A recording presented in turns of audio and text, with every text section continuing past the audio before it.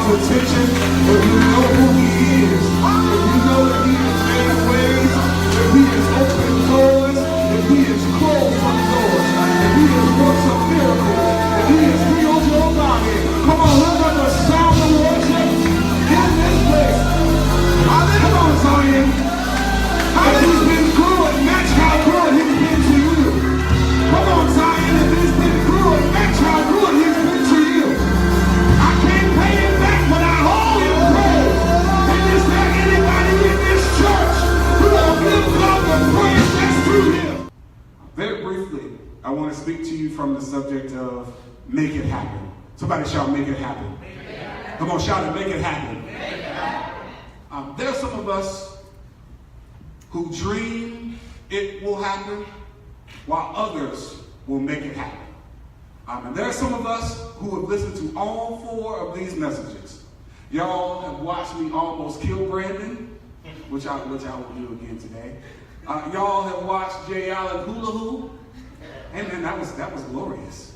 And we have watched sermons being displayed all month long. But truth be told, a lot of us will leave here and we'll only dream, but never do. God is looking for people who will stop waiting for it to happen, but will have the unmitigated gall to make it happen. Now I come to discover that God does not need the approval of people, does not need the approval of your problems or your past to make it happen for you. You don't have to be perfect or to be religious for God to do something unrestricted, unconventional, and unbelievable for you in your life. And so it's time for us to stop being scared and to have so many excuses for God to move in our lives. And oftentimes we are waiting for God to do something major in our lives, and God is the one that's waiting on you. Your past does not have the power to prevent your possibilities. And God is not concerned about your past. God is consumed about your future. God is so consumed about your future that he invested Jesus Christ before the foundations of the world to ensure that you had a future. And my question is today, if God can invest that much into your future, what will you invest into your future? And so oftentimes we wait for God to do the work when God has already done the work, and he's waiting for us to respond to the work that he's already done. We can have the greatest intentions in the world and still fail at what God wants to do in our lives. It pained me yesterday to go to my friend's funeral, who was younger than I was. And a lot of times, what we will do is we will carry our dreams to the grave. And God is wondering, who in this room can make it happen? You've been given the power by the Holy Spirit to do anything. Paul says, I can do all things. Not some things, not just a little bit, but I can do all things through Christ who strengthens me. I come to tell you today that God does not promise anything without the intentions on doing exactly what he said he would do. So if it's not finished, that means God ain't done. And then when God is done, that means it's finished. Jesus hung on the cross to save our soul salvation. Went through 3 years of ministry, and it was not done until God finished it. And so even while he bore the cross, it still wasn't done. Even while he spoke words on the cross, it still wasn't done. Even when God turned his back, it still wasn't done. But when he cried out, it is finished. Yes. When will we get to the point where we can cry out, it is finished? God has a plan and a purpose for your life. And it does not matter what you've done in your past. It does not matter even what you're doing in your present. But God invested into your future. And so you would be a fool to sit around and not invest back into your future and to make happen what God has already made happen. It becomes more clear, Haggai chapter 2. The Bible tells us that the Babylonians come and they take Israel as their slaves. The Bible tells us that they were under oppression for 70 long years. Haggai and Jeremiah were contemporaries. They were there at the same time. Even Daniel and Shadrach, Meshach, and Abednego, all of these people were there at the same time. And so this is after they have been released from 70 years of bondage. And I just want to pause parenthetically and ask, we talked about freedom earlier today, and there have been some people in this place who have been bound by the enemy. How do you respond when you get free? Okay, I guess it's going to be quiet today. How do you respond when the enemy has had you bound and God has come in and supernaturally set you free? And I wish I had a couple people in here who realizes that they ain't always been in church on a Sunday afternoon. They ain't always been in church on a Sunday period. That sometimes we was recovering from the night before and that God had to come in and set you free. And if you realize that God has set you free, I tell you to take 5 seconds and give God some praise, because he is a deliverer. He is extraordinary. The reason why they were in bondage for so long was because God had to do something in them before he could get something to them. Wow. And oftentimes we want the future right now, and God is keeping us in a holding pattern so that he can do something in us, so that he can give something to us. Sometimes this will be an uncomfortable space. God will have to often get the mess out of you to get a miracle inside of you. The Bible says when that time was up, that they went back to where they were supposed to be, and everything was ruined. Everything was torn down. Imagine going back to your home today, and you left the stove on. And you drive around the corner and there's fire trucks everywhere. Everything in your house is gone. This is how it felt. For 70 years they were yearning to get back to a place that was destroyed. How oftentimes do we go through life trying to get back to a place that has already been destroyed? I ain't nobody talking to me. How often do we ask God and we beg God, God, take me back to the old landmark? I hate that saying too. Oh, take me back to the old landmark. What if God has destroyed the old landmark? What if God says, behold, I am doing something new inside of you? And so when they got back, God said, everything is ruined because I wanted you to forget what made you go into bondage in the first place. Woo, I feel like preaching today. God says, I made the enemy destroy what you left behind, because when you got back there, I wanted you to see that I can rebuild it all over again. And is there anybody in this church who says, God, I need you to fix my life. I need you to rebuild some stuff that the enemy has torn down. Hey, that I am even torn down in my own life. That God, I need you to be a restorer. That I need you to put the blocks back together. The Bible says that in chapter 1, they start doing it. They start rebuilding. And God asks them a question. He says, isn't it time for you to build my house? And it's tax time. God is asking the question, Pastor Boosby, isn't it time for you to build my house? Because some of us, we get convenient amnesia around April. I don't hear nobody talking. We get convenient amnesia. But then we want the same God to bless our house, and we never blessed his. We want the same God that we robbed to come back and give us more stuff. Okay. I knew it was going to be quiet. But God asked them a pivotal question. He says, now that Donald Trump is giving you back some of your money because he got some in his pocket, are you going to bless my house so that I can bless your house? And so the Israelites responded in chapter 2 by starting to rebuild their future. If you know anything about Jewish culture, their temple was their prime asset. It was what they were going to pass down to their children. It was their legacy. And so they had to now rebuild something that the enemy had destroyed with the help of God. And so God is telling us today that in order for you to go into the future, you have got to now rebuild the broken pieces of your life. A lot of us, we've been trying to go into the future and we are fragmented. We've been hurt.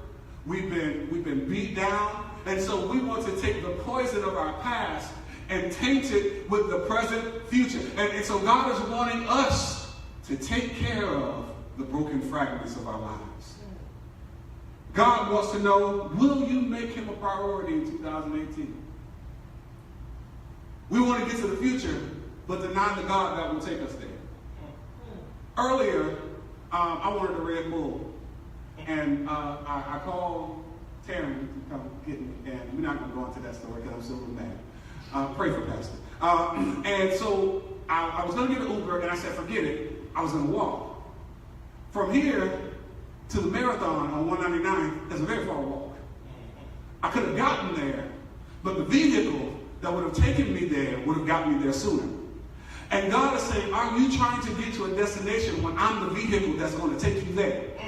And a lot of us were walking, and we're walking, and we're walking, and God is saying, hey, I'm right behind you with the vehicle to take you to where you need to go faster. And if you make me a priority, I will put you inside the vehicle to take you where you need to go. So this year, God is saying, will you make it happen? How do we make it happen? The first way we make it happen is in the power of his strength. Somebody shout strength. There are some of us who don't want to go into the future because we feel weak. We feel that since we're not religious, and since we don't listen to gospel music every day, that we may cuss a little bit. And every now and then, there may be a little something that goes to our lips that shouldn't. And we feel that in our weakness, it disqualifies us from going to where God has for us. But what I love about this text is that in verse number 4, the power of his strength, the power, when God says, be strong, he was not talking about your strength. He was talking about his strength. And believe it or not, God does not use strong people. Your strength disqualifies you from being used. God told Paul, my grace is sufficient for you, for my power is made perfect in your weakness. The word strong in this context means, again, the power of God's strength. Come here, Brandon. God wants to use you, but he don't want to use you. I'll say it again. God wants to use you, but he don't want to use you. If I kill Brandon today, y'all, we ain't see nothing happen, okay? Yeah, that's it. I'll edit it out. Praise God. Turn around. So what God wants to do is, God says, I want to use you, but I don't want to use you. I want to do this for you. All right. That in the middle of what you're going through, you may feel weak, but when you can't go on, I got a God that will carry me. I don't hear nobody. This is a good message. I got a God that will pick me up in the moment of my weakness. And God is saying, I don't want you to do it. I want to be the one to carry you to your future. You've been trying to do it on your own. You've been trying to make it happen. You've been trying to pass out business cards. But God says, once you just let me carry you to your destiny that eyes have not seen, ears have not heard, it has not entered into the hearts of men, what I'm about to do for you. And if you do it by yourself, you can't get the glory. God says, I want to do it. And the reason why I want to do it is because I'm the only one who gets the glory out of this one. I'm the only one who gets the credit. That you may get the victory, but I'm going to get the glory. And is there anybody in this church who's willing to give God glory for the places that he's about to take you, for the things that he's about to open up in your life? Sometimes it's not the devil making you tired, it's God. God is making you so tired that you get weak enough to depend on him. For the Bible says he gives power to the faint. And to them who have no might, he increases their strength. Because even the youth shall faint and utterly be weary. And the young men shall utterly fall. But they, that way, I feel good now. Upon who? Who? He shall do what? Renew. They shall mount up with wings. And so all I'm trying to tell you today is that whenever you get in God's strength, he'll come get you. Sometimes God has to wear you down and wait you out so that he can come and pick you up. There was a poem about the footprints in the sand. And at the end of the story, God had to remind this man, it was in the moments that you felt the weakest, that there were one footprint, it was me that was carried. Don't get it twisted, that God don't need your help. That it is when you get tired, it is when that you get defeated, it is when that you get heartbroken, that God will pick you up and take you the rest of the way. Not only do you have to do it in the power of his strength, but you have to do it in the presence of his spirit. Somebody shout spirit. Spirit. God says in the B clause, get to work, verse 4, because I am with you. God's power is activated when you move. There is no need for godly might if there's no human movement. Let me say it again. There is no need for godly might if there is no human movement. And a lot of us, we want God to do it. We want to be carried. Oh, we love that point. We want to be, yes, God, we want to be carried. Carry me, Jesus. God says, I won't move until you move. So could it be that God is waiting on your business plan for him to carry you? Talking to me. Could it be that God is waiting for you to fill out the college application for him to carry you? Could it be that God is waiting for you to show up on the car lot, even with no money, for him to be able to move? And a lot of us, we want miracles, but we don't want no movement. And God is waiting for us to take the first step so that he can come in and do the work. Because faith without works is dead. But works without faith is devastating. God is waiting for a group of people that's ready to do the work. He says, get to work. And the reason why you can be confident in the work that you're doing, because I'm with you. And anytime that God wants to unlock the future, he will remind you that you're not doing it by yourself, that I am with you. Joshua chapter 1, he had to remind Joshua over and over, get up and do it. Get up and do it because I'm with you. I'm about to do something that you don't even know. I'm about to walk you into the promised land. Anytime God wants to unlock a promise, he will give you the promise that I am with you. Why? Because heaven is wherever God is. All right. Yeah. By myself. If you have the presence of God with you, it does not matter what hell you go through. It does not matter what trial you go through. As long as I got God with me. That's why I'm so glad the praise team ushered in the presence of God. Because I can't preach without you. I can't go without you.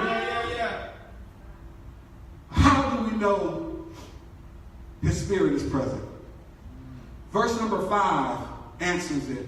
He says, according to the promise that I made you when you came out of Israel. So God was telling them, when you look at the two places, they were just delivered from bondage. And God says, the way you'll know that I'm with you is because I made a promise with you the last time you came out of bondage.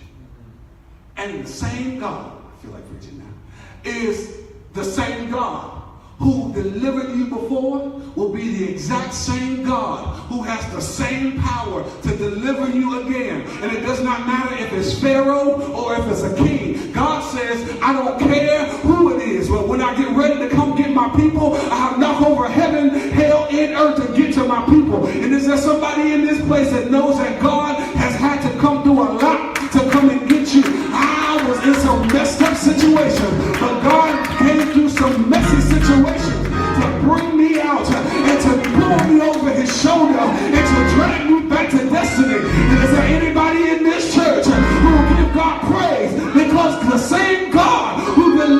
before is the exact same God. I found out that he's a way maker. He is a promise keeper. He's a miracle worker. Why? Because he did it before. And if he can do it before, he can do it again. And why should I be stressed out when I know that God is with me, when I know that the equalizer is on my side? Why should I be afraid of a fight when I know that the same God who defeated the same giant before is right here with me? I don't have to do it on my own. I don't have to fight on my own because of his spirit. God keeps every one of his promises. And so God had to remind them, the same promises that I kept before, I'm about to keep them right now. And the last way, in order to make it happen, you have to do it in the promise of his shaking. Somebody shout shaking. Shaking.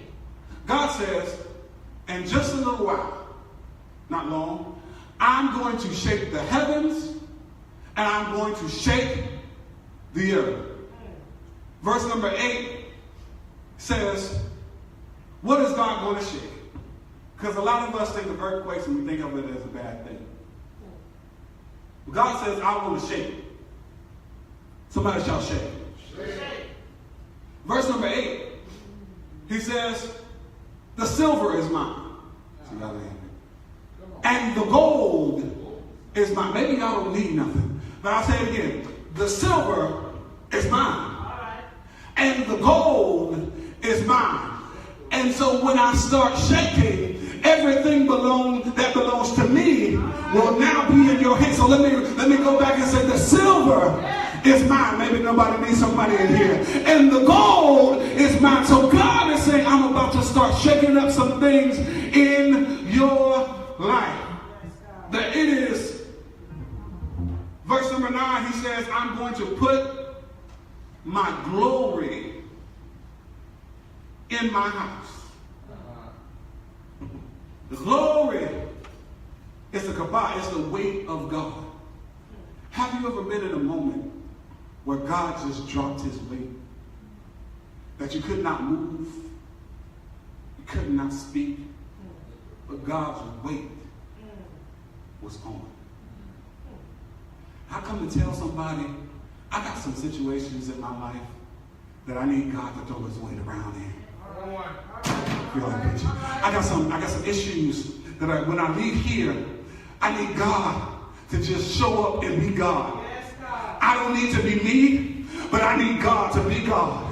And when his spirit comes, where the spirit of the Lord is, there is liberty. And the children of Israel have been wanting to be free for so long. Their future was freedom. And I come to tell you today that your future is freedom, that you've got to now make it happen. How do I make it happen? I've got to know that God is about to shake some things up. That when I go back to my job and the coworkers that don't like me, I got to realize that just in a little while that God is about to shake it up. When I go to church and I realize that they turn their nose up at me because I used to do something, I can realize that just a little while that God is about to shake it up. And is there anybody in this church who can say that the future is on the rise?